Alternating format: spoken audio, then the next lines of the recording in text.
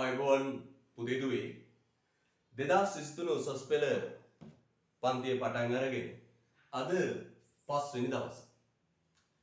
පුතේ අපි සාකච්ඡා කරමින් ඉදියේ නිෂ්පාදන සම්පත් පිළිබඳව. අපි මේ නිෂ්පාදන සම්පත් කිව්වේ මොනවද? භාණ්ඩ හා සේවා නිෂ්පාදනයට යොදා ගන්නා සියලුම දෑ නිෂ්පාදන සම්පත් වේ. අපි ගිය සතිවල කිව්වා මොකක්ද? භාණ්ඩ හා සේවා නිෂ්පාදනයට යොදා ගන්නා සියලුම දෑ නිෂ්පාදන සම්පත් වේ. ඊට පස්සේ අපි කිව්වා ආර්ථික විද්‍යාව තුල සාම්ප්‍රදායිකව මේ නිෂ්පාදන සම්පත් පුතේ බෙදෙනවා කොටස් හතරකට.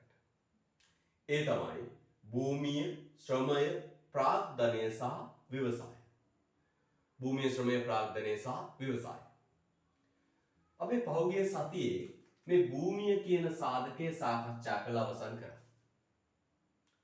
අපි ගිය සතියේ පුතේ මේ ශ්‍රමය කියන සාධකය සාකච්ඡා කරන්න පටන් අරන් නිර්වචනය කළා. මතක් කරගන්න අපි ගිය සතියේ ලියපු ශ්‍රමය කියන සාධකයේ නිර්වචනය. පුතේ අපි ගිය සතියේ ශ්‍රම සාධකය සාකච්ඡා කරන්න පටන් අරගෙන නිර්වචනය ලිව්වා. අපි කිව්වා ශ්‍රමය කියන්නේ භාණ්ඩ හා සේවා නිෂ්පාදනයට යොදා ගන්නා ඵලදායීතාවයෙන් යුත් ප්‍රයෝජනවත් කායික හා මානසික වෙහෙස මහන්සියයි. ඵලදායීතාවයෙන් යුත් කායික හා මානසික වෙහෙස මහන්සියයි. අපි නිර්වචනය ලියලා පුතේ ගිය සතියේ භාණ්ඩ හා සේවා නිෂ්පාදනයට යොදා ගන්නා ඵලදායීතාවයෙන් යුත් කායික හා මානසික වෙහෙස මහන්සියට කියනවා පුතේ නම ශ්‍රමය. අපි මෙතෙන්දි පුතේ අවධානය යොමු කරන්න ඕන වචන තුනක් තියෙනවා. ඒ තමයි ඵලදායීතාවයෙන් යුක්ත, ප්‍රයෝජනවත්. දැන් මිනිස්සෙක් ඇවිල්ලා කර්මාන්තශාලාව වටේ උදේ පාන්දර රවුම් 5ක් දිව්වයි කියලා ඒක ශ්‍රමයක් වෙන්නේ. ඒතර මහන්සි වෙන්න ඕන මොකටද? භාණ්ඩයක් හෝ සේවාවක් නිෂ්පාදනයට අදාළ නිෂ්පාදන ක්‍රියාවලියට. ඒක ඵලදායී ශ්‍රමයක් වෙන්න ඕන. ඒක භාණ්ඩ හා සේවා නිෂ්පාදනයට ප්‍රයෝජනවත් වෙන මහන්සියක් වෙන්න ඕන. හරිද? අනිත් එක තමයි පුතේ මේ භාණ්ඩ හා සේවා නිෂ්පාදනයට මහන්සි වෙන ශ්‍රමිකයෝ කය සහ මනස කියන දෙක වෙහෙසටපත් වෙනවා. කයත් මනසත් කියන දෙකම වෙහෙසටපත් වෙනවා. එහෙනම් අපි ගොපුතේ ශ්‍රමය කියන්නේ මොකක්ද? භාණ්ඩ හා සේවා නිෂ්පාදනයට යොදා ගන්නා ඵලදායීතාවයෙන් යුත් කායික හා මානසික වෙහෙස මහන්සියයි. එහෙනම් ආයසර නිර්වචනය මතක් කරගන්න පුතේ. මොකක්ද නිර්වචනේ? භාණ්ඩ හා සේවා නිෂ්පාදනයට යොදා ගන්නා ඵලදායීතාවයෙන් යුත් කායික හා මානසික වෙහෙස මහන්සියට නමක් කියනවා ශ්‍රමය. පුතේ මම දැන් ඔබට ශ්‍රමයේ නිර්වචනය තුලම කිව්වා ශ්‍රමය සපයද්දී ශ්‍රමිකයාගේ කය සහ මනස කියන දෙකම වෙහෙසටපත් වෙනවා. මානසිකටපත් වෙනවා. එතකොට පුතේ කය සහ මනස කියන දෙකම විඩාවටපත් වෙන ශ්‍රමය සපයන.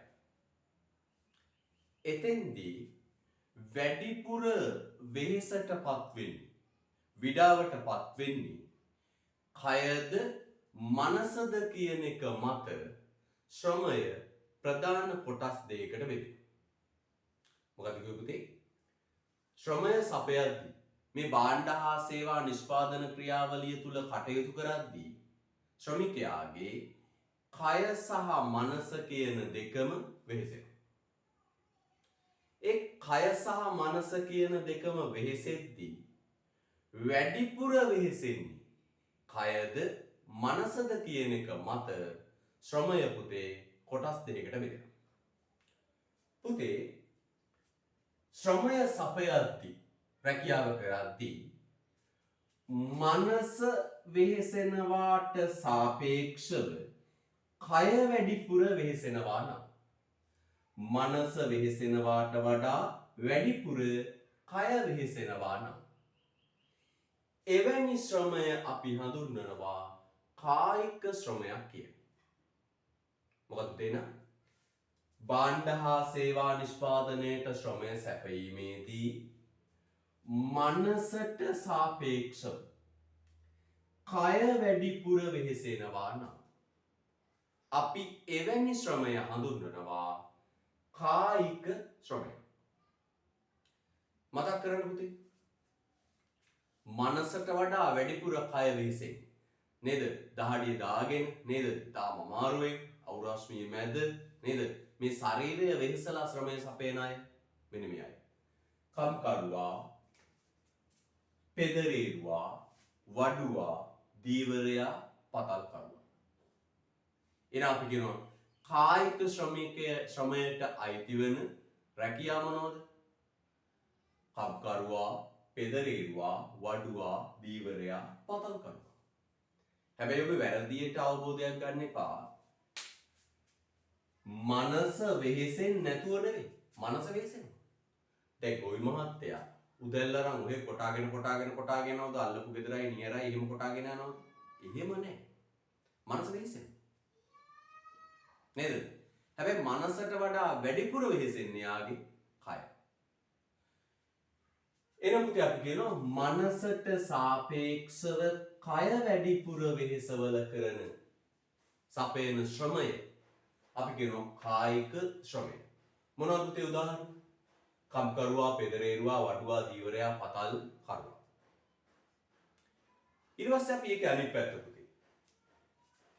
ශ්‍රමය සපයද්දී කයට සාපේක්ෂව මනස වැඩිපුර වෙහෙසවනවා. කයට සාපේක්ෂව මනස වැඩිපුර වෙහෙසවනවා. අන්න එවැනි ශ්‍රමයට කියනවා ඒක මානසික ශ්‍රමයක්. මනසයි වෙහෙසෙන්නේ. කයට සාපේක්ෂව මනසයි වෙහෙසෙන්නේ.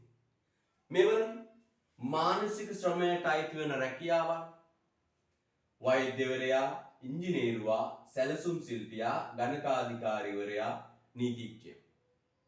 ඔබ වෛද්‍යවරයෙක් හමු වෙන්න යන්නේ. වෛද්‍යවරයාගේ කය වෙහෙසෙන්නේ ඉතාම අඩුයි. අර වේදනාවර ඔබේ ශරීරයට තියෙන තරම් අඩු වෙහසක් ගන්න. හැබැයි ඔබ රෝග ලක්ෂණ කියද්දී එයාගේ මනස වෙහෙසෙනවා. එයාගේ මානස ඇතුලේ විශාල ක්‍රියාවලියක් සිද්ධ වෙනවා. එයා කල්පනා කරන විශාල වශයෙන් මේ රෝගන ලක්ෂණ වලට අනුව මේ පරීක්ෂා කරන රෝගියාගේ මේ පෙනෙන දේ අනුව මොනවද හැදිලා තියෙන ලේද? එනම් පුතේ වෛද්‍යවරයා, ඉංජිනේරුවා, සැලසුම් ශිල්පියා මේ අයගේ වෙහෙසෙන්නේ මනස. ඉංජිනේරුවා තට්ටු 10ක් උස ගොඩනැගිල්ලක 10 වෙනි තට්ටුවට අදාළ සියලු කටයුතු පුංචි කොලයක අරන් සැලසුම් කරනවා. පැහැදිලිද? එයාගේ වෙහෙසෙන්නේ මනස. එයාගේ කය වෙහෙසෙන ප්‍රමාණය තාම අඩුයි. එහෙනම් පුතේ මනසට සාපේක්ෂව කය වෙහෙසෙන්නේ අඩු නම් ඒකටත් කියන පුතේ නම මානසික ශ්‍රමය. එහෙනම් පුතේ අප අද දවසේ සටහන ලියන්න අපි ආරම්භ කරමු. හරිද? සටහන ලියන්න ආරම්භ කරමු. මාතෘකාවක් නෑ පුතේ. අපි ගිය සතියේ අවසානයේ එහෙම ලියාගෙන යමු. ලියන්න යටින්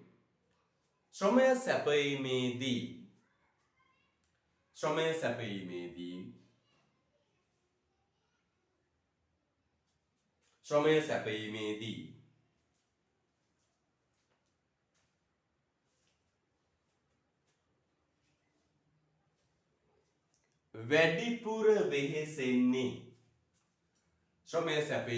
වැඩිපුර වෙහෙසෙන්නේ ශ්‍රමය සැපීමේදී වැඩිපුර වෙහෙසෙන්නේ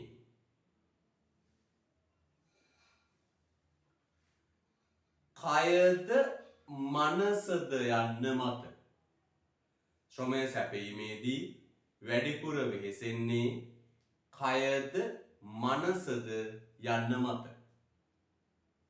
වැඩිපුර වෙහෙසෙන්නේ කයද මනසද යන්න මත.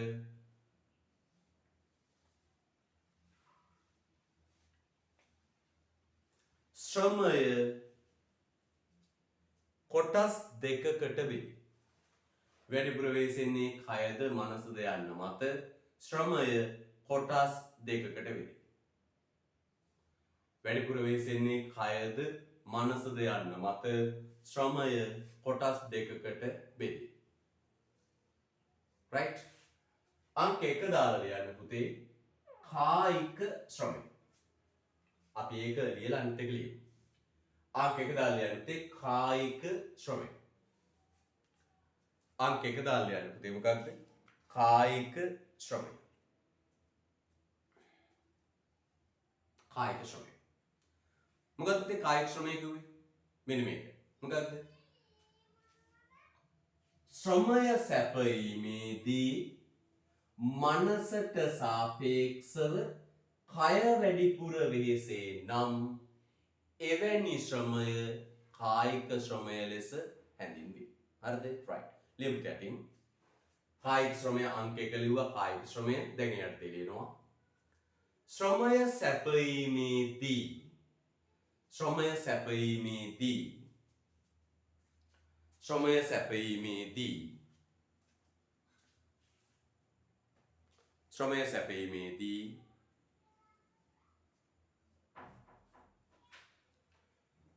ශ්‍රමය සැපයීමේදී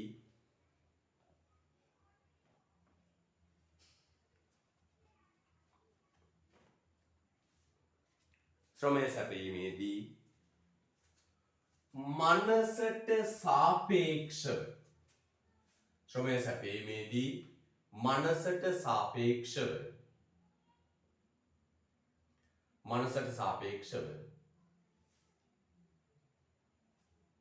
කය වැඩිපුර වෙහෙසේ නම් ශ්‍රමය සැපයීමේදී මනසට සාපේක්ෂව කය වැඩිපුර වෙහෙසේ නම්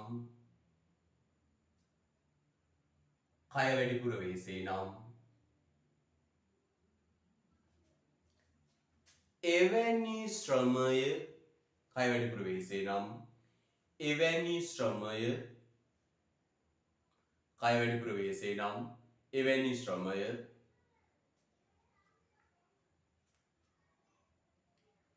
කායික ශ්‍රමයක් ලෙස හැඳින්වේ. මනසට සාපේක්ෂව කය වැඩිපුර වෙහෙසේ නම් එවැනි ශ්‍රමය කායික ශ්‍රමයක් ලෙස හැඳින්වේ. කායික ශ්‍රමයක් ලෙස හැඳින්වේ. right? එවැනි ශ්‍රමය කායික ශ්‍රමයක් ලෙස හැඳින්වේ. ලස්සන ලියන්න පුතේ උදාහරණ ටික. යටින් උදාහරණ කියලා ලියන්න. කම්කරුවා, පෙදරේරුවා, වඩුවා, දීවරයා, පතල්කරුවා, රියදුරා නේද? කය වැඩිපුර වෙහෙසෙන්නේ. මොනවද උදාහරණ? කම්කරුවා, පෙදරේරුවා, වඩුවා, දීවරයා, පතල්කරුවා. හරිද? right.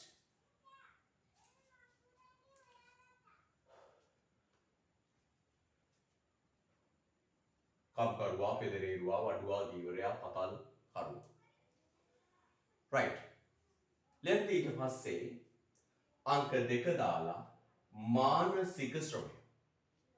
අංක 2 මානසික ශ්‍රමය. අංක 2 මානසික ශ්‍රමය. අංක 2 දාලා යන්න. මොකක්ද? මානසික ශ්‍රමය. මානසික ශ්‍රමය. හරි. අංක 2 මානසික ශ්‍රමය. හොඳයි. පුතේ මොකක්ද මානසික ශ්‍රමය? කිව්වේ මෙන්න මේක. ශ්‍රමය සැපයීමේදී කයට සාපේක්ෂව මනස වැඩිපුර වෙහෙසේ නම් එවැනි ශ්‍රමය මානසික ශ්‍රමයක් ලෙස හැඳින්වේ. මොකද කියන්නේ? ශ්‍රමය සැපීමේදී කයට සාපේක්ෂව මනස වැඩිපුර වෙහෙසේ නම් එවැනි ශ්‍රමය මානසික ශ්‍රමයක් ලෙස හැඳින්වේ. ශ්‍රමය සැපීමේදී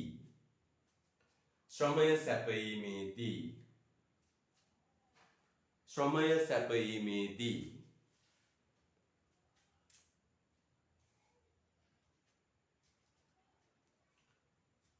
කයට සාපේක්ෂව ශ්‍රමය සැපයීමේදී කයට සාපේක්ෂව මනස වැඩිපුර වෙහෙසේ නම් කයට සාපේක්ෂව මනස වැඩිපුර වෙහෙසේ නම්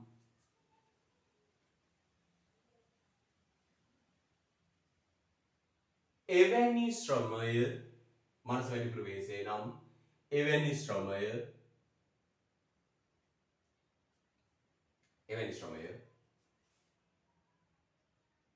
මානසික ශ්‍රමයක් ලෙස හැඳින්වේ. කයට සාපේක්ෂව මනස වැඩිපුර වෙහෙසේ නම් එවැනි ශ්‍රමය මානසික ශ්‍රමයක් ලෙස හැඳින්වේ. right? හැඳින්වේ. උදාහරණ ලියන්න පුතේ. වෛද්‍යවරයා, ඉංජිනේරුවා, සැලසුම් ශිල්පියා, ගණකාධිකාරීවරයා, නීතිඥයා.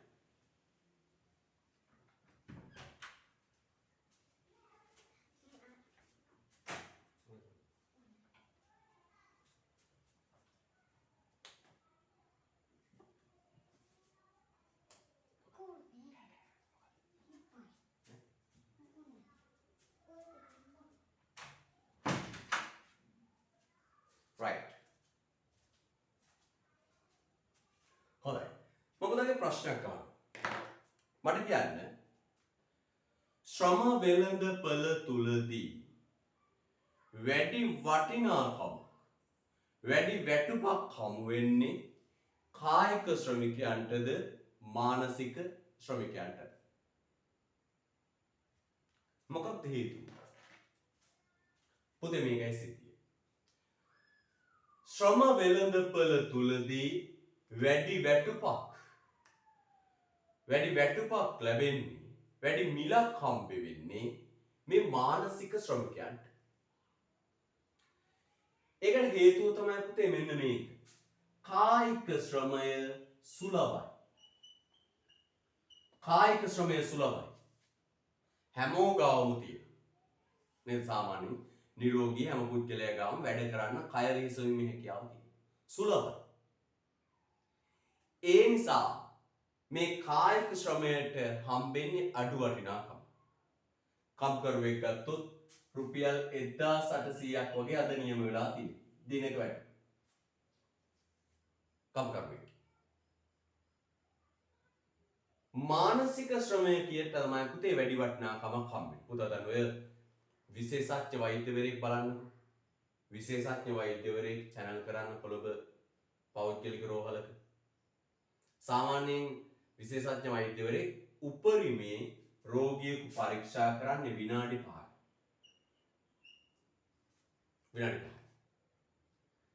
channel piece එක. ඔහුගේ ගාස්තුව විනාඩි 5ට 5000. පේනවද? එහෙනම් එහෙම උනේ ඇයි? පොතේ මේ මානසික ශ්‍රමය දුර්ලභයි. අපි අතර වෛද්‍යවරු ඉන්නේ කොච්චරයිද නේ? ඉංජිනේරුවෝ ඉන්නේ කොච්චරයිද? දුර්ලභයි. මේ මානසික ශ්‍රමයක් ගොඩනගා ගන්න විශාල පරිශ්‍රමයක් දරන්න ඕන. වෛද්‍යවරයෙක් වෙන්න විශාල පරිශ්‍රමයක් දරන්න ඕන. එහෙනම් අපි කියන්නේ මොකද්ද පුතේ? ශ්‍රම වෙළඳපළ තුලදී වැඩි වැටුපක් වැඩි වටිනාකමක් හිමි කරගන්නේ මානසික ශ්‍රමිකයෝ. ඒව වෙන්න හේතුව මේ මානසික ශ්‍රමය දුර්ලභයි. මානසික ශ්‍රමයක් ගොඩනගා ගන්න වෛද්‍යවරයෙක්, ඉංජිනේරුවෙක්, සැලසුම් ශිල්පියෙක්, නීතිඥයෙක්, ගණකාධිකාරීවරයෙක් වෙන්න විශාල පරිශ්‍රමයක්, ආයාසයක්, වියදමක් දරන්නට ඕන. හැබැයි කායික ශ්‍රමය નિરાයාසයෙන් පුද්ගලයාට හිමි වන දෙයක්. ස්වභාවිකවම නිෂ්පාදක මේ මනුස්සයාට හිමි වන දෙයක්. ඒ නිසා කායික ශ්‍රමය සුලභයි. කායික ශ්‍රමයට හිමි වන වැටුප සාපේක්ෂව අඩුයි. right? ලියන්න දෙයටින් යන්නේ. ශ්‍රම වෙළඳපළ තුලදී ශ්‍රම වෙළඳපොළ තුලදී ශ්‍රම වෙළඳපොළ තුලදී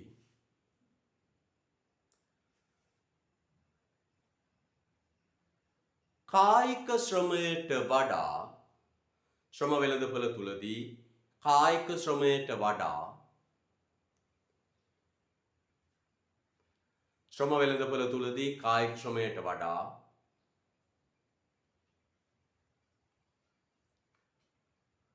මානසික ශ්‍රමයට වැඩි වටිනාකමක් හිමි වේ. කායික ශ්‍රමයට වඩා මානසික ශ්‍රමයට වැඩි වටිනාකමක් හිමි වේ. කායික ශ්‍රමයට වඩා මානසික ශ්‍රමයට වැඩි වටිනාකමක් හිමි වේ.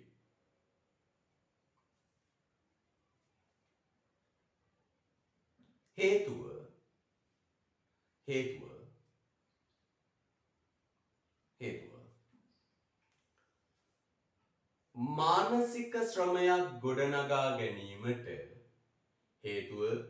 මානසික ශ්‍රමයක් ගොඩනගා ගැනීමට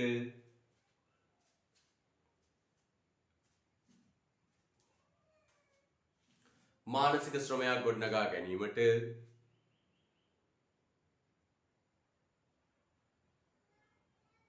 දැඩි පරිශ්‍රමයක් දැරිය යුතු වීමයි.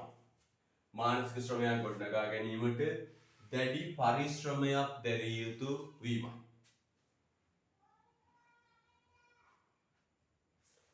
වැඩි පරිශ්‍රමයක් දැරිය යුතු වීමයි.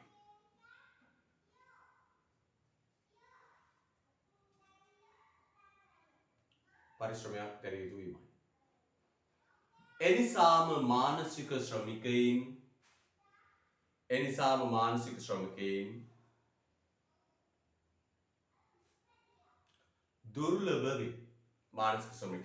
දුර්ලභ වේ. මානසික ශ්‍රමිකයින් දුර්ලභ වේ. හොඳයි. දැන් පුතාලගේ ප්‍රතිඵල පැමිණීම තවත් කල් යන ස්වභාවයක් අපි දකිනවා. නේද? මේ ගුරුවරුන්ගේ වර්ජනයත් එක්ක සෞන්දර්ය ප්‍රායෝගික පරීක්ෂණ වර්ජනයත් එක්ක ප්‍රතිඵල තවත් පස්සට යනවා. අපි නිසි කාලයට පන්තිය පටන් ගන්න. දැන් අපි ක්‍රමිකව යනවා. හරිද? දැන් අපිට කිසිම ගැටලුවක් වෙන්නේ මේ යන විදිහට ඔබේ විෂය නිර්දේශය ආවරණය කිරීම සම්බන්ධයෙන්. අපි නිසි වේලාවට පන්තිය පටන් ගත්තා. දැන් සමහරවිට ඔබ දන්නවා මේ උසස් පෙළ ටියුෂන් කියන තරංකාරී ශාස්ත්‍රයක් මේ තුල විවිධ ගුරුවරු විවිධ උපාය මාර්ග යොදා ගනිමින් ළමයි දැනුවත් කරනවා. හරිද? ඒ තුල මම දකින දෙයක් තමයි මේ මොරවක දෙනියාය අකුරැස් ප්‍රදේශයේ ළමයිව යොදාගෙන විවිධ උපාය මාර්ග යොදවන. ළමයිට කියලා ළමයි යවුවා කියවන. එහෙම ස්වභාවයක් මම දකිනවා. Tamanට පක්ෂපාතී ගුරුවරු දාලා කියවනෝ මෙහෙමයි මම හොඳයි කියන්නේ හිමාදී වශයෙන්. හැබැයි මම කියනවා මෙන්න. මම 100% ස්වාධීන ගුරුවරයෙක්. කිසිම ගුරුවරයෙකුට කඩේ යෑමක් එහෙම මොකුත් නැහැ. මම මගේ විෂය කරගෙන මම මගේ වැඩේ කරන් ඉන්න ගුරුවරයෙක්. පුතේ මම පුතාට කියනවා ප්‍රතිඵල මත විතරයි ඔබ ගුරුවරු තෝරගන්න.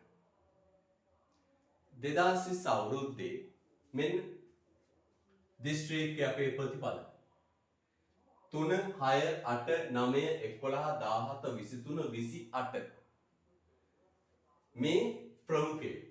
මම පන්ති කරේ පුතේ 2020 වෙනකොට අකුරැස්සයි මොරවකයි විතරයි.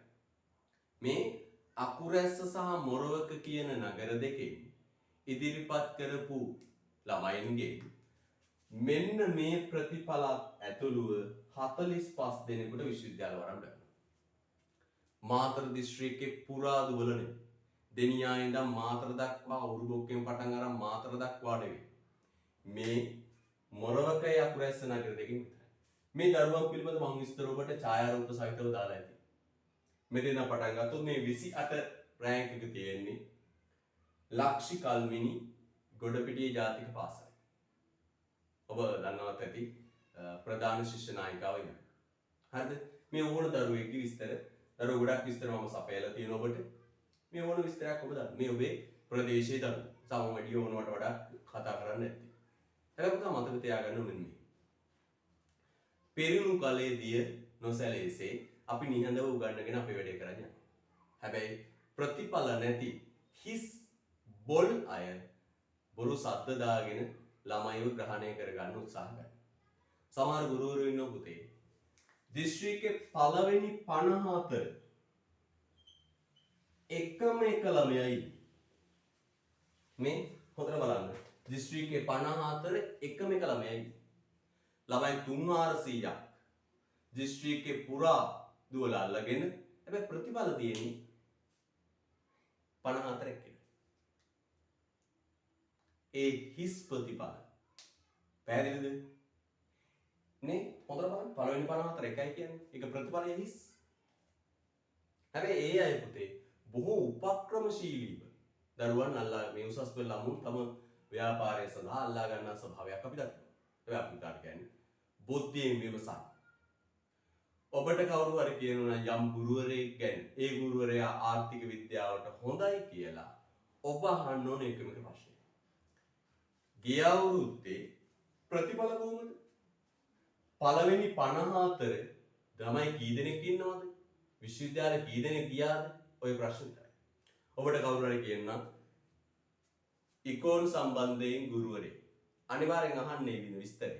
අහලා ඔබ අවසානයේ ඔබගෙන් අහන්න ඕන right. සෙන්ටර් කීයක් විතර කරනවද? ළමයි කීයක් විතර ගිය අවුරුදු විභාගෙට යවුවද? පළවෙනි 54 ළමයි කීයක් ඉන්නවද? ඒ ප්‍රශ්නේ අහුවනම් එතනින් මෙයන් නිසාද? එන අපිට මතක තියාගන්න ඕන. අවුරුදු 9ක් තිස්සේ මේ 9 වෙනි අවුරුද්දේ මොරව කකුරැස්ස මේ ප්‍රදේශයේ වැඩිම සිසුන් සංඛ්‍යාවකට අඛණ්ඩව සරසේව ඉවරම් ලබා දීපු ඒ අත්දැකීම අප සතුයි. ඒ විශිෂ්ටත්වය අප සතුයි. සිය ගණනක් දරුවන්ට මේ නිල්වලා මිටියාවතේ අපි සරසව යන්න කැම්පස් යන්න පාර පෙන්නු. ඒ අත්දැකීමයි අපේ සතුව තියෙන්නේ. පැහැදිලිද? ඉස්කෝලේක වැඩ කරන ගුරුවරයෙක් විදියට ඒ අප සතු අත්දැකීම තමයි වටින්නේ. පැහැදිලිද? නිසා පුතේ අපි කියනවා බුද්ධිමත් ඔබ උසස් පෙළ ගුරුවරු විෂයන් සඳහා ගුරුවරුන් තෝරාගත යුතුයි.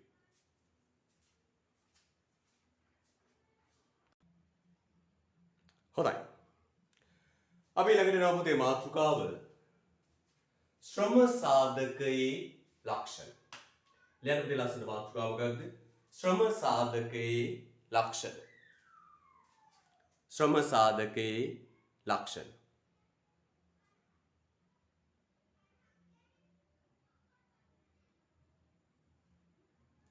ලස්සන මාතෘකාව ලියන්න පුතේ මොකක්ද? ශ්‍රම සාධකයේ ලක්ෂණ.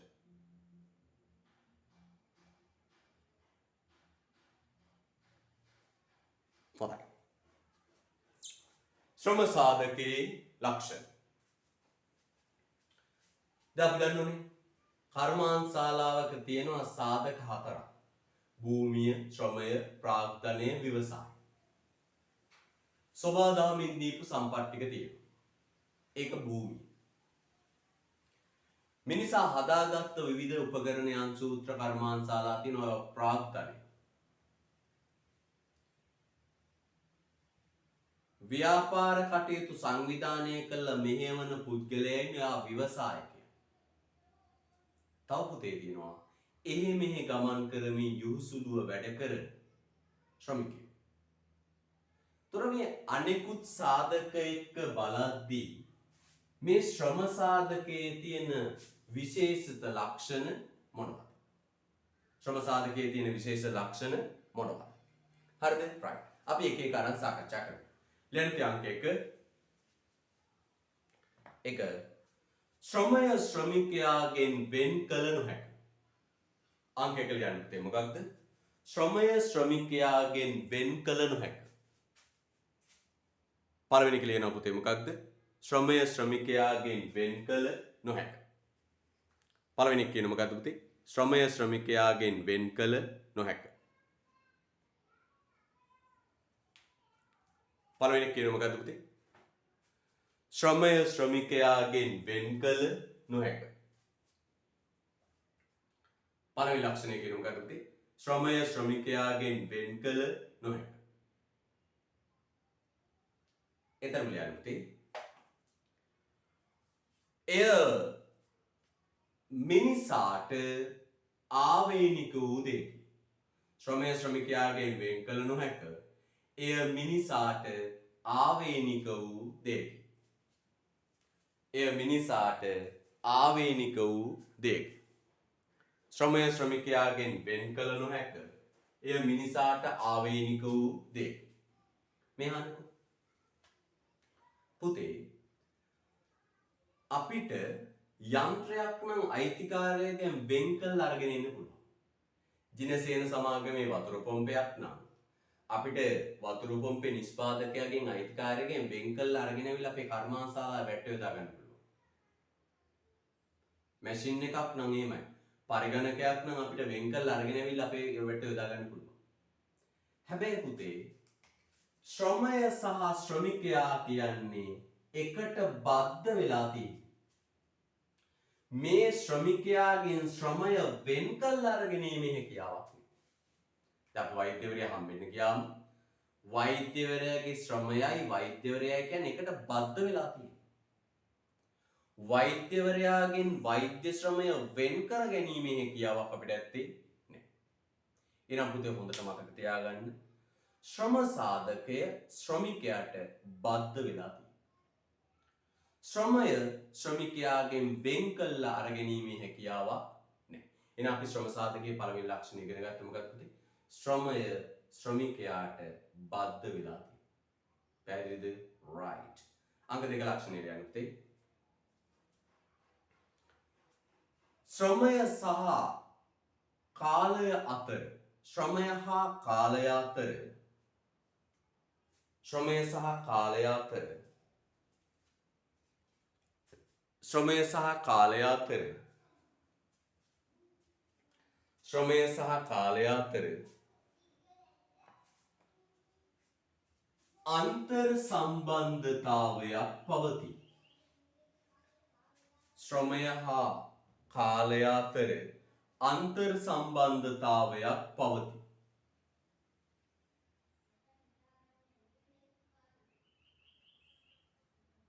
ශ්‍රමය හා කාලය අතර අන්තර් සම්බන්ධතාවයක් පවතී.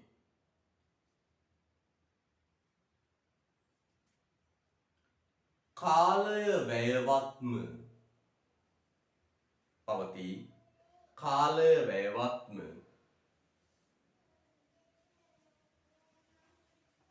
කාලය වැයවත්ම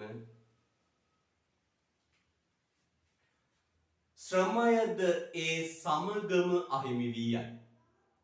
කාලය වැයවත්ම ශ්‍රමයද ඒ සමගම අහිමි වී යයි. කාලය වැයවත්ම ශ්‍රමයද ඒ සමගම අහිමි වී යයි.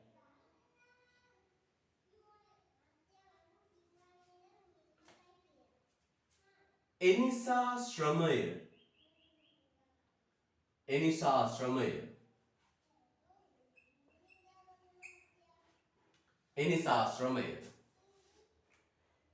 නශ්‍ය වන සාධකයක්. එනිසා ශ්‍රමය නශ්‍ය වන සාධකයක්. එනිසා ශ්‍රමය නශ්‍ය වන සාධකයක්.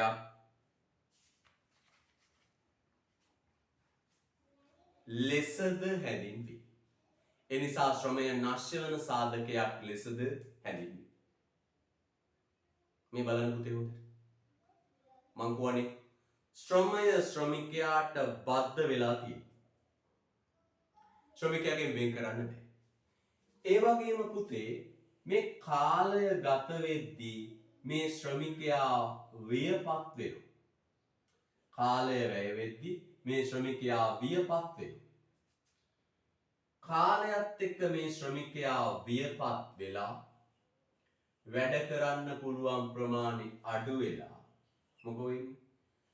ශ්‍රමිකයාගේ අභාවයත් එක්ක ශ්‍රමයත් පුතේ නැති වෙලා යනවා. ඕන. එහෙනම් මොකද වෙන්නේ තුන? ශ්‍රමය ශ්‍රමිකයාත් එක්කම තිබිලා ශ්‍රමිකයා වියපත් වෙනකොට එහෙම්ම වියපත් වෙලා ශ්‍රමිකයාගේ අභාවයත් එක්ක ශ්‍රමයක් නැතිලා. ඒ නිසා කියනවා පුතේ ශ්‍රමය කියන්නේ මොන සාධකයක්ද? නශ්‍ය වන සාධකයක්. නශ්‍ය වන සාධකයක්. දැන් කල්පනා කරන්නකෝ. කෝටි ගාණක් රජය වියදම් කරලා විශේෂඥ වෛද්‍යවරයෙක් පුහුණු කරලා ගන්න.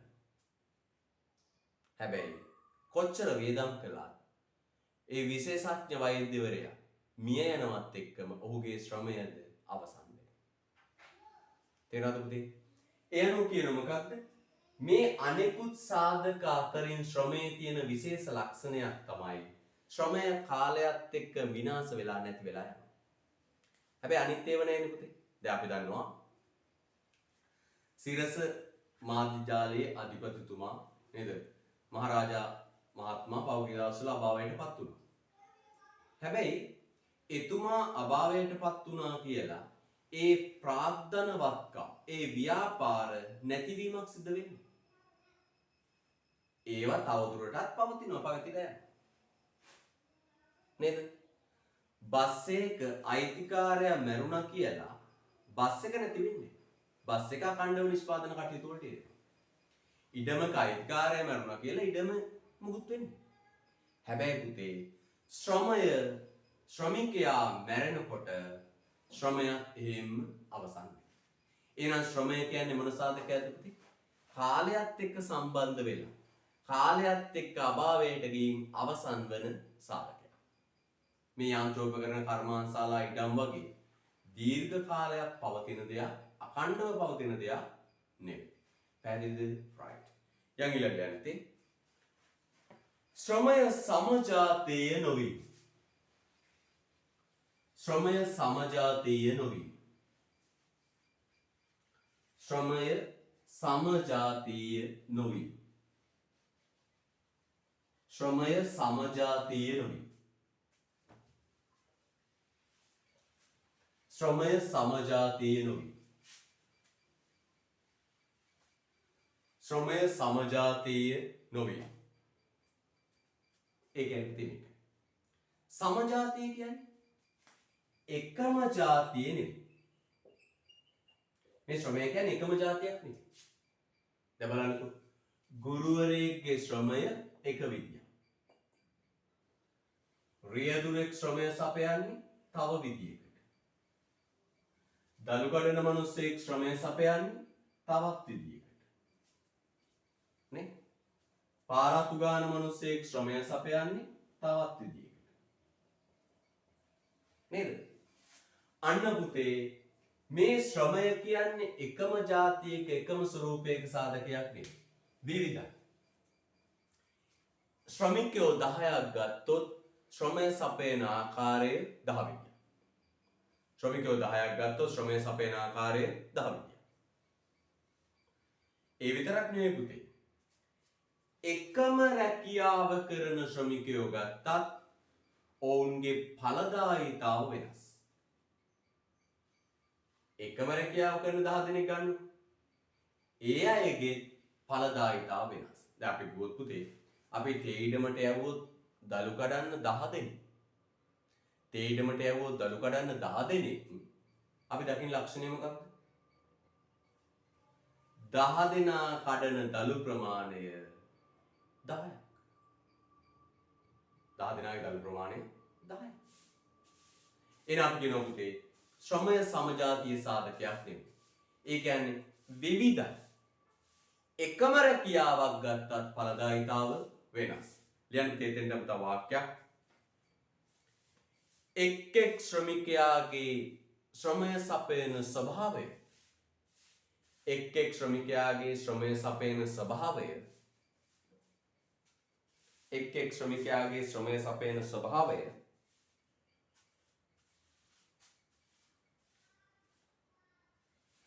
ඵලදායීතාවය එක් ශ්‍රමිකයාගේ ශ්‍රමය සපයන ස්වභාවය ඵලදායීතාවය එකිනෙකට වෙනස් වේ.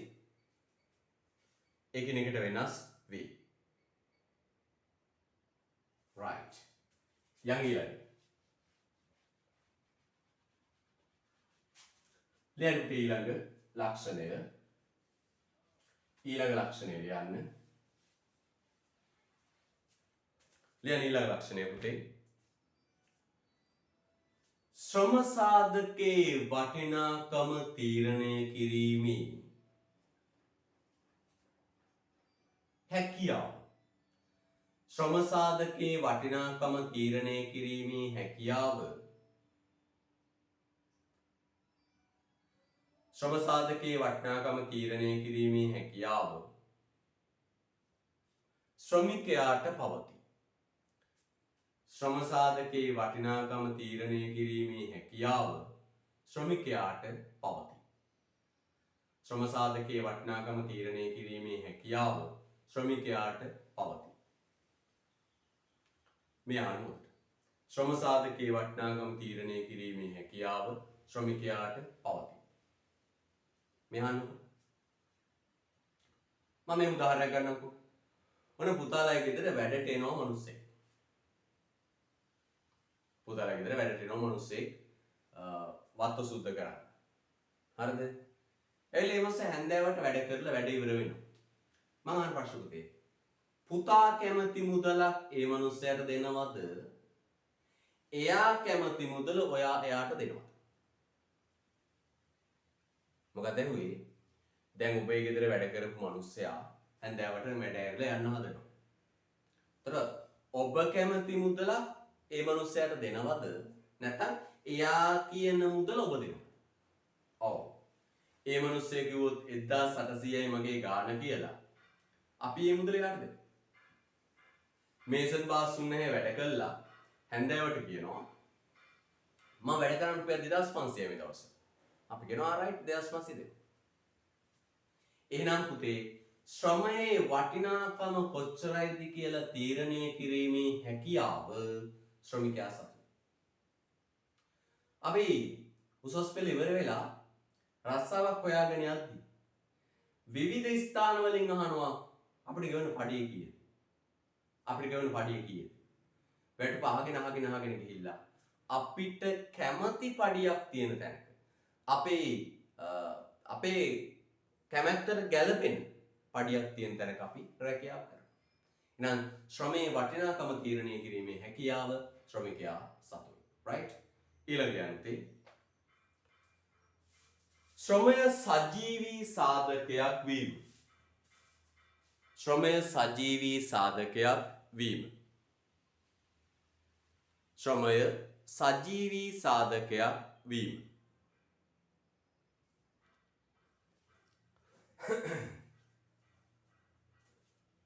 ශ්‍රමය සජීවී සාධකයක් වීම. මේ බලන්නකො.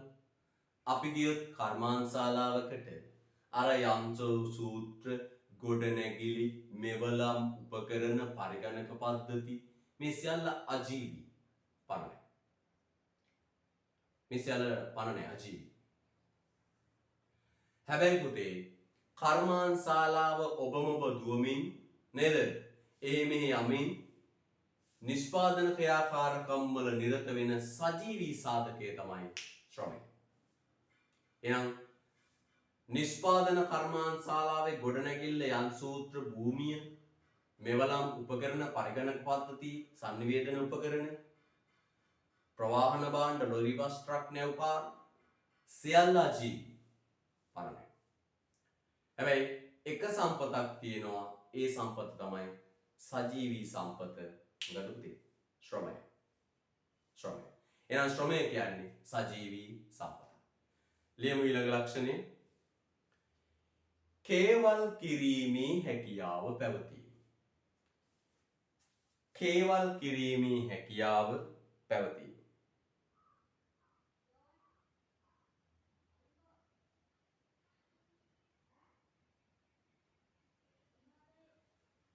කේවල් කිරීමේ හැකියාව. මේ බලන්න.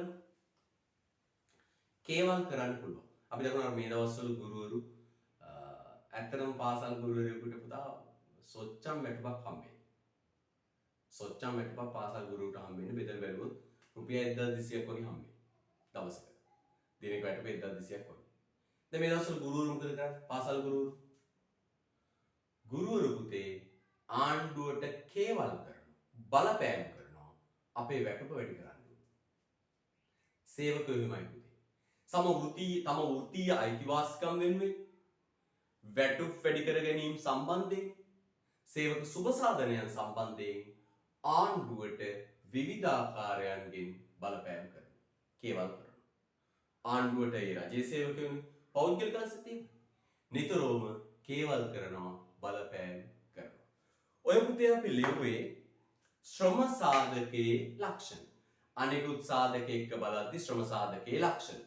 තව එකක් ලියලා අපි ඊළඟ මාතෘකාවට යමු. ලියන්න තියෙන්නේ. ශ්‍රමය නිෂ්පාදන ක්‍රියාවලියට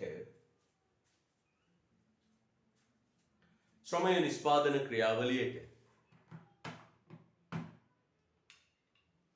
ශ්‍රමය නිෂ්පාදන ක්‍රියාවලියට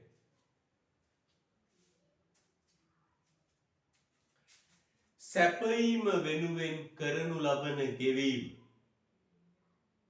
ශ්‍රමය නිෂ්පාදන ක්‍රියාවලියට සැපයීම වෙනුවෙන් කරනු ලබන ගෙවීම. ශ්‍රමය නිෂ්පාදන ක්‍රියාවලියට සැපයීම වෙනුවෙන් කරනු ලබන ගෙවීම වැටුප ලෙස හැඳින්වේ. ශ්‍රමය නිෂ්පාදන ක්‍රියාවලියට සැපයීම වෙනුවෙන් කරනු ලබන ගෙවීම වැටුප වේ. වැටුප වේ.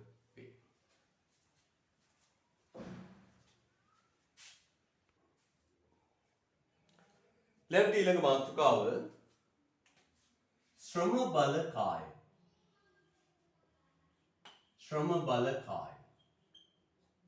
නැත්නම් කියනවා පුතේ ශ්‍රම හමුදාව.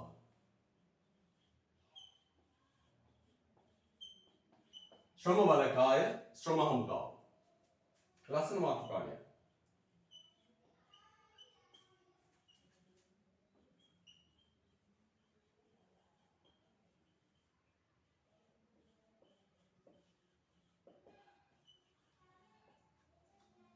ලස්සන මාතෘකාවලිය ශ්‍රම බල කාය ශ්‍රම හමුදාව.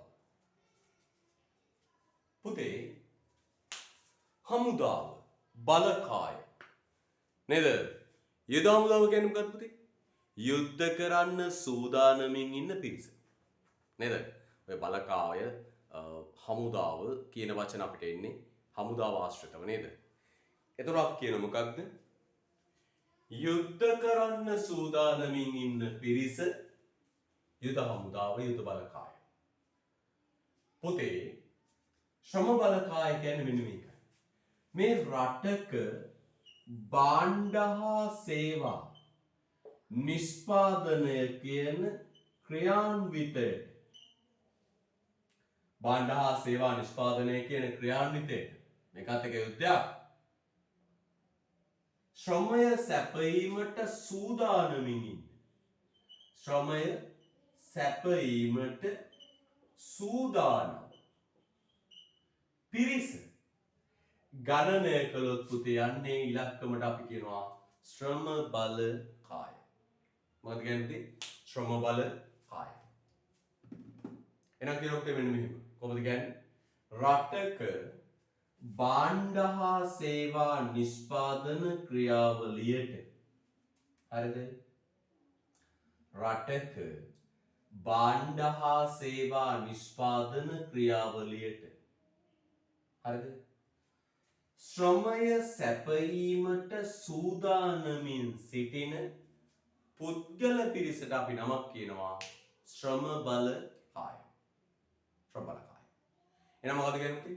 රටක භාණ්ඩ හා සේවා නිෂ්පාදන ක්‍රියාවලියට ශ්‍රමය සපයන්න සූදානමින් ඉන්න පුද්ගල සංඛ්‍යාවට කියනවා පුතේ නමක් ශ්‍රම බල කාය.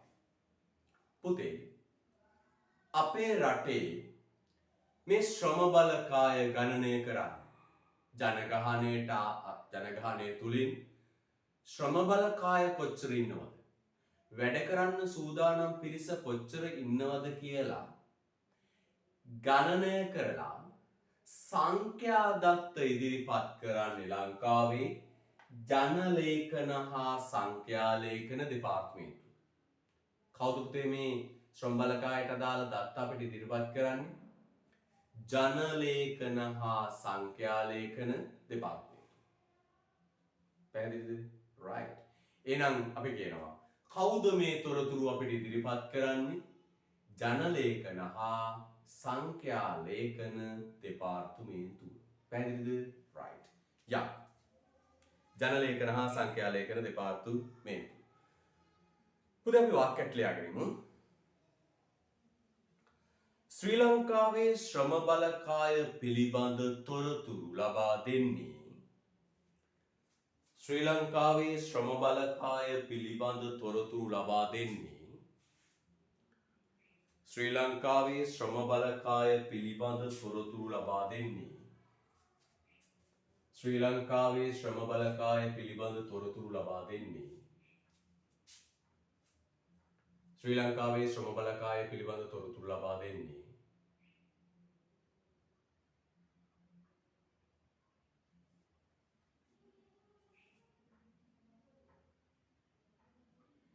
ජනලේඛන හා සංඛ්‍යා ලේඛන දෙපාර්තමේන්තුවයි. ශ්‍රම බලකාය පිළිබඳ තොරතුරු ලබා දෙන්නේ ජනලේඛන හා සංඛ්‍යා ලේඛන දෙපාර්තමේන්තුවයි. ජනලේඛන හා සංඛ්‍යා ලේඛන දෙපාර්තමේන්තුවයි. ශ්‍රී ලංකාවේ ශ්‍රම බලකාය පිළිබඳ තොරතුරු ලබා දෙන්නේ ජනලේඛන හා සංඛ්‍යා ලේඛන දෙපාර්තමේන්තුවයි. ශ්‍රී ලංකාවේ ශ්‍රම බලකාය පිළිබඳ තොරතුරු ලබා දෙන්නේ ජනලේඛන හා සංඛ්‍යා ලේඛන දෙපාර්තමේන්තුවයි.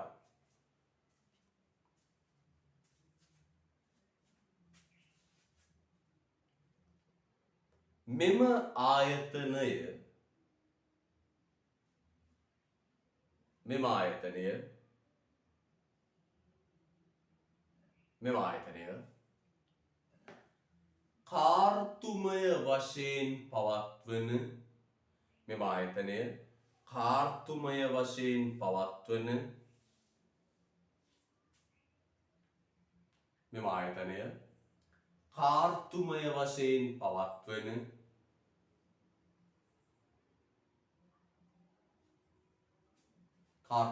පවත්වන ශ්‍රම බලකා සමීක්ෂණය මගින් කාර්තුමය වශයෙන් පවත්වන ශ්‍රම බලකා සමීක්ෂණය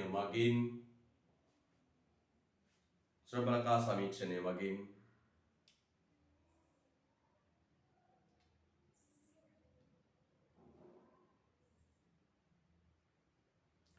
ශ්‍රම බලකායට අදාළ තොරතුරු ඉදිරිපත් කරයි.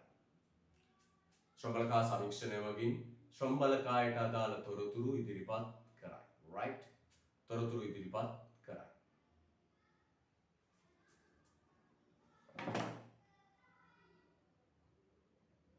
right. රූලක් කරන්න පුතේ. ඒ අනුව ශ්‍රම බලකාය නිර්වචනය කරනුයේ ඒ අනුව ශ්‍රම බලකාය නිර්වචනය කරනුයේ ඒ අනුව ශ්‍රම බලකාය නිර්වචනය කරනුයේ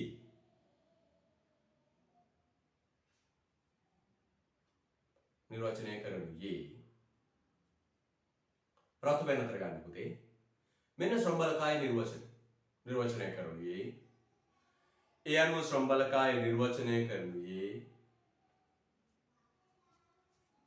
ආර්ථික ප්‍රතිලාභ අපේක්ෂාවෙන් ආර්ථික ප්‍රතිලාභ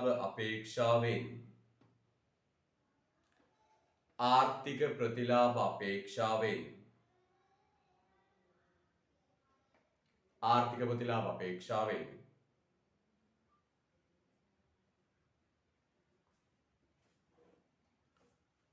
සමීක්ෂණ දිනට පෙර සතිය තුල ආර්ථික ප්‍රතිලාභ අපේක්ෂාවෙන් සමීක්ෂණ දිනට පෙර සතිය තුල ආර්ථික ප්‍රතිලාභ අපේක්ෂාවෙන් සමීක්ෂණ දිනට පෙර සතිය තුල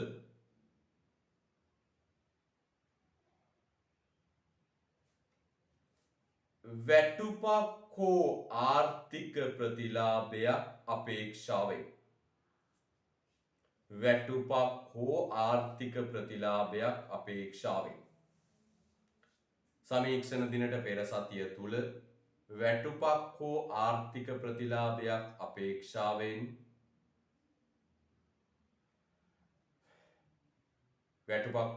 ප්‍රතිලාභයක් අපේක්ෂාවෙන්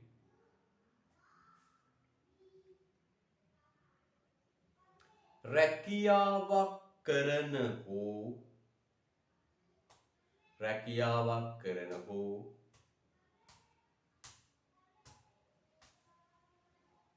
රැකියාවක් කරන හෝ අපේක්ෂා කරන රැකියාවක් කරන හෝ අපේක්ෂා කරන රැකියාවක් කරන හෝ අපේක්ෂා කරන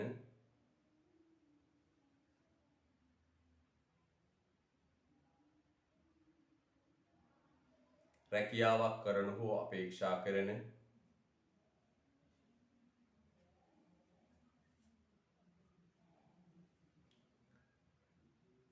අවුරුදු 15ට වැඩි සියලුම පුද්ගලයන් රැකියාවක් කරන හෝ අපේක්ෂා කරන අවුරුදු 15ට වැඩි සියලුම පුද්ගලයන් අවුරුදු 15ට වැඩි සියලුම පුද්ගලයන් හොඳයි පුතේ අපර ජනලේඛන සංඛ්‍යා ලේඛන දෙපාර්තමේන්තුව ජනගහනය තුලින් ශ්‍රම බලකාය ගණනය කරන්නේ කොහොමද? ජනගහනය තුලින් ශ්‍රම බලකාය ගණනය කරන්නේ කොහොමද? පුතේ ජනගහනය අරගෙන අවුරුදු 15ට අඩු ළමා ජනගහනය අයින් කරනවා. කොහොමද වෙන්නේ? ජනගහනය අරගෙන රටේ ඉන්න සමස්ත පුද්ගල සංඛ්‍යාව අරගෙන අවුරුදු 15ට අඩු ළමා ජනගහනය අඩු කරනවා. අවුරුදු 15ට අඩු ළමා ජනගහනය අඩු කරනවා. ඒත් අවුරුදු 15 කියන්නේ 10 වසර නේද? අයින් කරනවා. එහෙනම් පුතා අයින් වෙනවද? පුතා අයින් වෙන්නේ නැහැ. මගේ පුතාලා දැන් අවුරුදු 17ක් නේද? බුරු දෙන්නෙක් තුන් දෙනෙක් වයස. පුතා අයින් වෙන්නේ. අවුරුදු 15ට අඩු ළමා ජනගහනය අයින් කළා. අයින් කළාට පස්සේ ඉතුරු වෙනවා පුතේ 15ට වැඩි උන්. 15ට වැඩි උන්ට කියනවා පුතේ නම වැඩ කළ හැකි වයසේ ජනගහනය. අන්න ලස්සන වචන ගත්තේ. රටේ මුළු ජනගහනය අරගෙන අවුරුදු 15ට අඩුම අයින් කළා. අවුරුදු 15ට අඩුම අයින් කළා. අයින් කළාට පස්සේ ඉතුරු වුණා පුතේ මුකුද? වැඩ කළ හැකි වයසේ ජනගහනය. ඉතුරු වුණා කවුද පුතේ? වැඩ කළ හැකි වයසේ ජනගහනය. තර 15ට වැඩි උන්ට කියනවා පුතේ නම මොකක්ද? වැඩ කළ හැකි වයසේ ජනගහනය. හැබැයි අවුරුදු 15ට අඩු වුණා. මෙන්න මේ සෙට් එක අයින් කරනවා ආර්ථික වශයෙන් අක්‍රීය පාර්ශව කියලා. මෙන්න මේ කණ්ඩායම අයින් කරනවා අපේ මොකක් කියලාද අයින් කරන්නේ? ආර්ථික වශයෙන් අක්‍රීය පාර්ශව කියලා. හරිද?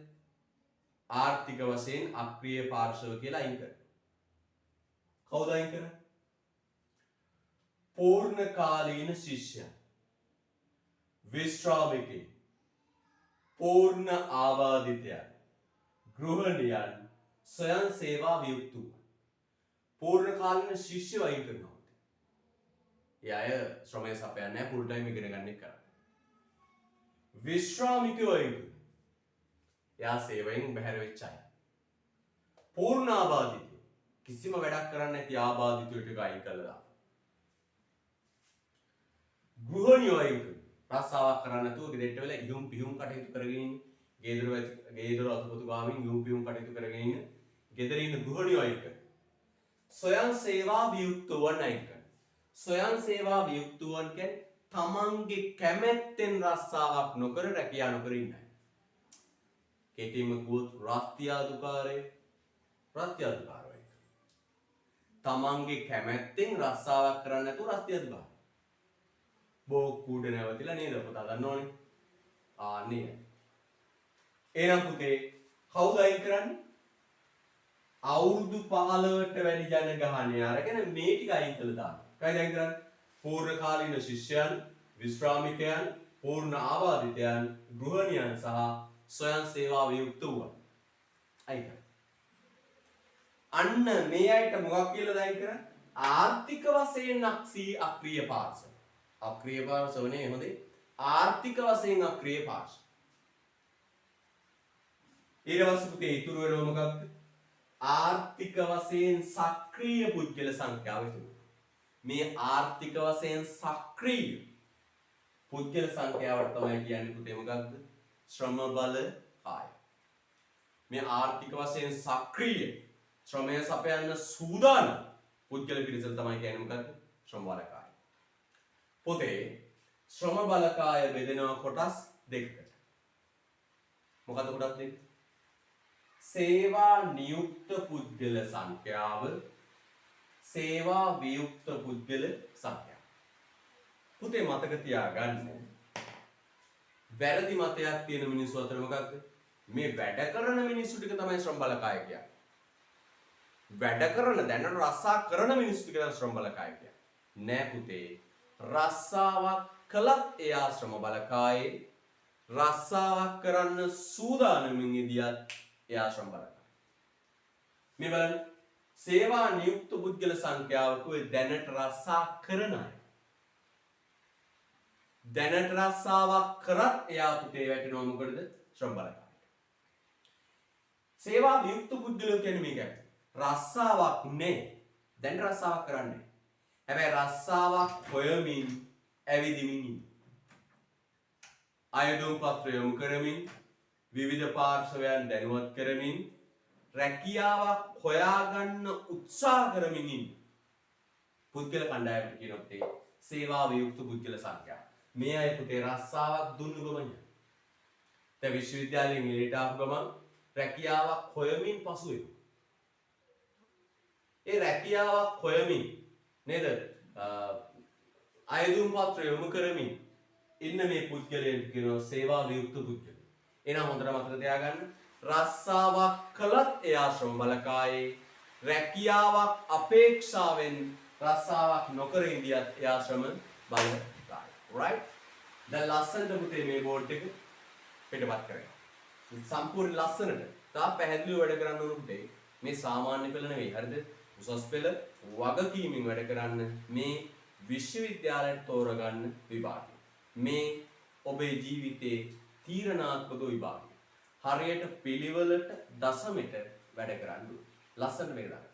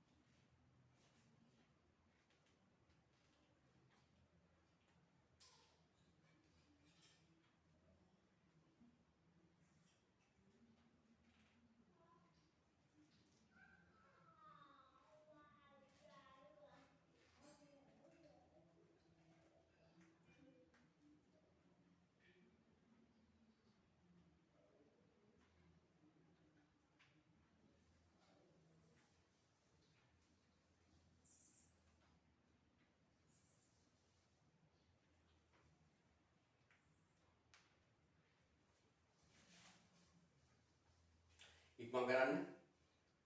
ඉක්මන් කරන්න.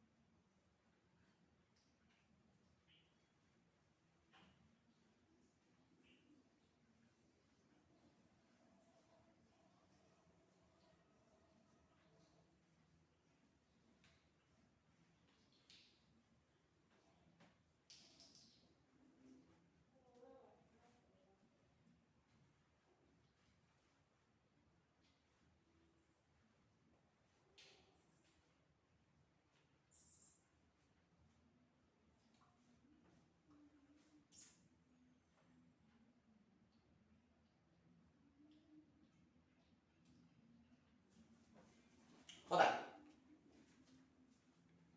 right. එහෙනම් පුතේ අපි කියමු කොහොමද ආයි මුලට යන්නේ? කොහොම මුලට යන් ආයි? ශ්‍රම බලකාය ගන්නෙ කොහොමද? ජනගහනය අරගෙන අවුරුදු 15ට අඩු ළමා ජනගහනය අයින් කරනවා. අයින් කරාට පස්සේ නෝ 15ට වැඩි උන් ටික.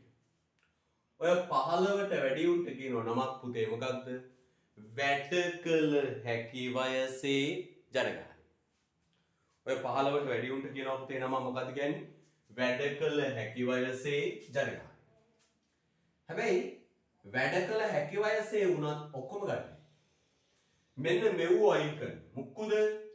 පූර්ණ කාලීන ශිෂ්‍යයෝ, විශ්‍රාමිකයෝ, ආබාධිතයෝ, ගෘහණියෝ, ස්වයං සේවා වියුක්තව.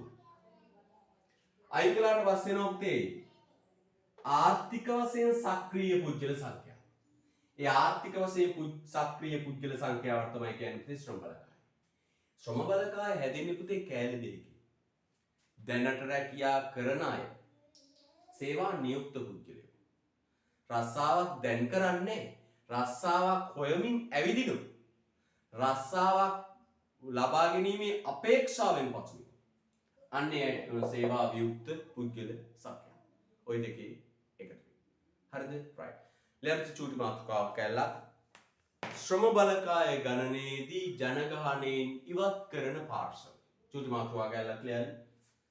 ශ්‍රම බලකාය ගණනයේදී ජනගහනයෙන් ඉවත් කරන පාර්ශව.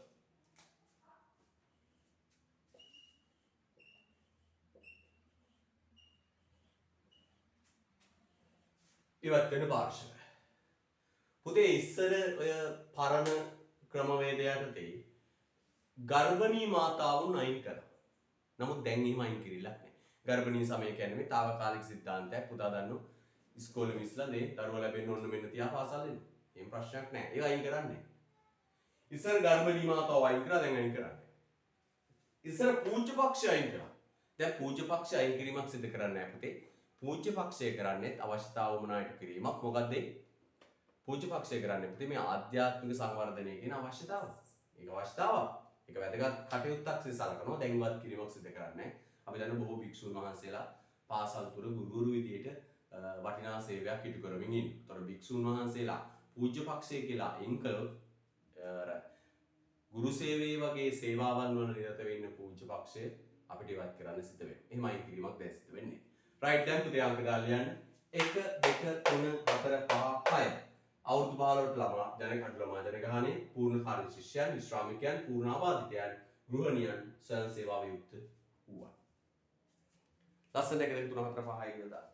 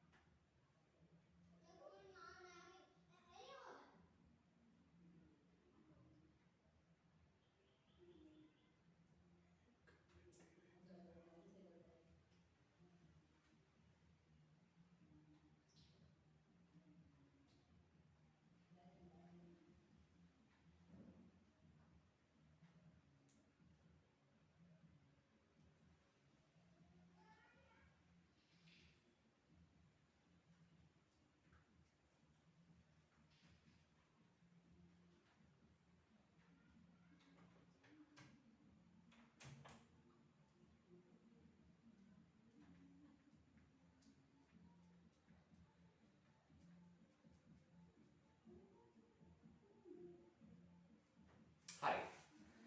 ලියන ඊට පස්සේ පුතේ යන ලියන වාක්‍යයක්. ඒ අනුව ශ්‍රම බලකාය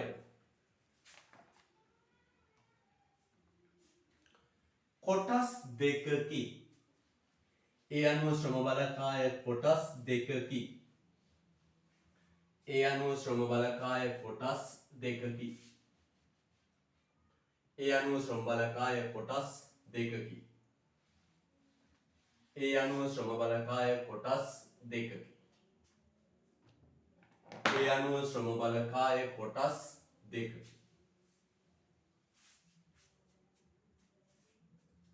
මොකක්ද පුතේ කොටස් දෙක?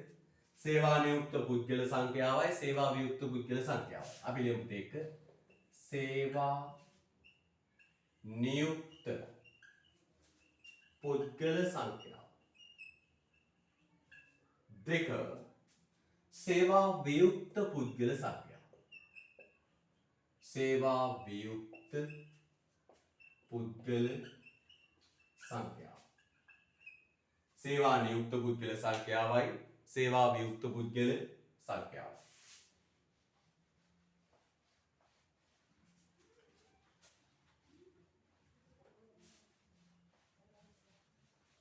සේවා නියුක්ත පුද්ගල සංඛ්‍යාවයි සේවා වියුක්ත පුද්ගල සංඛ්‍යාව. හොඳයි. දැන් පුතේ මේක සමීකරණයක් විදිහට ලියන්න. ශ්‍රම බලකාය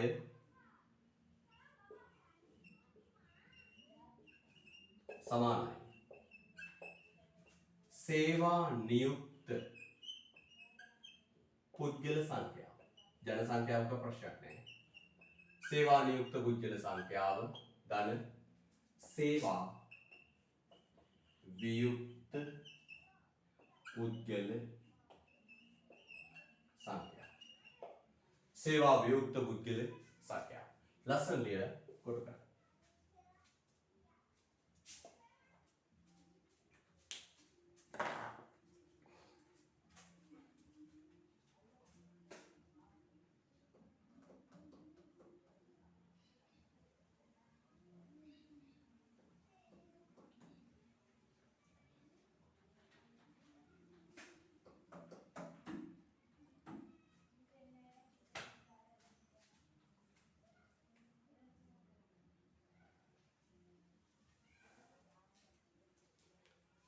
ශ්‍රම බලකාය සමානයි සේවා නියුක්ත පුද්ගල සංඛ්‍යාව සේවා වියුක්ත පුද්ගල සංඛ්‍යාව.